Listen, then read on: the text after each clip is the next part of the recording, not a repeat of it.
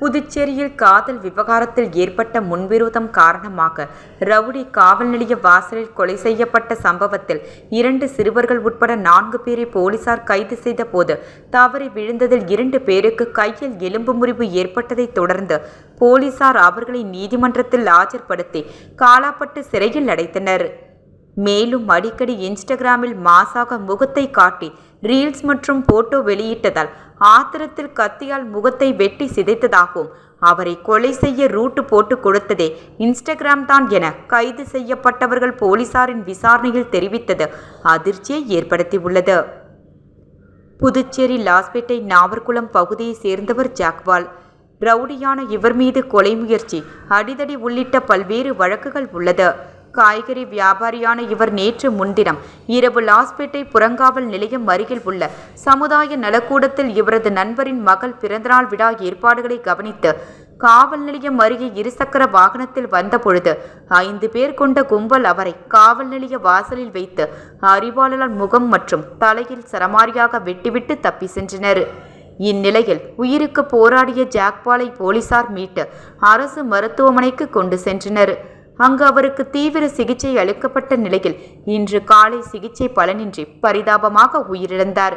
இச்சம்பவம் குறித்து லாஸ்பேட்டை போலீசார் கொலை முயற்சி வழக்கு பதிவு செய்த நிலையில் தற்பொழுது கொலை வழக்காக மாற்றியுள்ளனர். இதனிடையே இந்த வழக்கில் தொடர்புடைய சண்முகாபுரத்தை சேர்ந்த பச்சையப்பன், முகிலன் மற்றும் 2 சிறுவர்கள் உட்பட 4 பேரை மேட்டுப்பாளையம் லாரிமனை முனையில் பதுங்கி இருந்தனர். அவர்களை போலீசார் கைது செய்ய முன்றபோது கீழே விழுந்ததில் பச்சையப்பன் மற்றும் முகிலன் ஆகியோரின் வலது கையில் எலும்பு முறிவு ஏற்பட்டது. மேலும் கைது செய்யப்பட்டவர்களிடம் நடத்திய விசாரணையில் கடந்த மே மாதம் காதல் தகராறில் பஞ்சாயத்து செய்ததில் பச்சையப்பன் உட்பட 3 பேரை ஜாக்பால் கத்தியால் வெட்டியுள்ளார். இந்த வழக்கில் சிறை சென்று ஜாமீனில் வந்த ஜாக்பால் மீண்டும் பச்சையப்பனை கொலை செய்ய திட்டம் தீட்டி ரவுடி மிட்டாய்மணி என்பவரை அணுகி ரூட்டு போட்டு தரும்படி கேட்டுள்ளார். அதனை மிட்டாய்மணி பச்சையப்பனிடம் தெரிவித்துள்ளார். இதனால் கோபமடைந்த பச்சையப்பன் தன்னை கொலை செய்வதற்குள் ஜாக்பாலை கொலை செய்ய திட்டம் தீட்டி வந்துள்ளார்.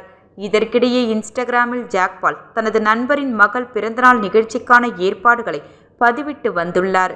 அதை கண்காணித்த பச்சையப்பன் பிறந்தநாள் நிகழ்ச்சிக்கு ஜாக்பால் செல்வதை அறிந்து தனது கூட்டாளிகளுடன் லாஸ்பேட்டை புறங்காவல் நிலையம் அருகே பதுங்கி இருந்த பைக்கில் வந்த ஜாக்பாலை சுற்றி வளைத்து வெட்டியதாக தெரிவித்துள்ளார். மேலும் இன்ஸ்டாகிராம் மற்றும் ஃபேஸ்புக் மிகப்பெரிய ரவுடி போல் மாசாக வீடியோ பதிவிடுவது, போட்டோ பதிவிடுவது என அடிக்கடி முகத்தை காட்டியது ஆத்திரத்தை ஏற்படுத்தியதாகவும் அதன் காரணமாக கத்தியால் முகத்தை குறிவைத்து சிதைத்து கொலை செய்ததாக பரபரப்பு வாக்குமூலமும் கொடுத்ததை அடுத்து 4 பேரை கைது செய்த போலீசார் அவர்களிடம் இருந்து 3 மொபைல்கள், 2 பைக் மற்றும் கொலைக்கு பயன்படுத்திய 4 கத்திகள் ஆகியவற்றை பறிமுதல் செய்து 2 சிறுவர்கள் உட்பட 4 பேரையும் நீதிமன்றத்தில் ஆஜர்படுத்தி பச்சையப்பன், முகிலன் காலாப்பட்டு மத்திய சிறையிலும் சிறுவர்கள் சீர்திருத்த பள்ளியிலும் அடைக்கப்பட்டனர். மேலும் இவ்வழக்கில் தொடர்புடைய சந்துரு என்பவரை தேடி வருகின்றனர் போலீசார்.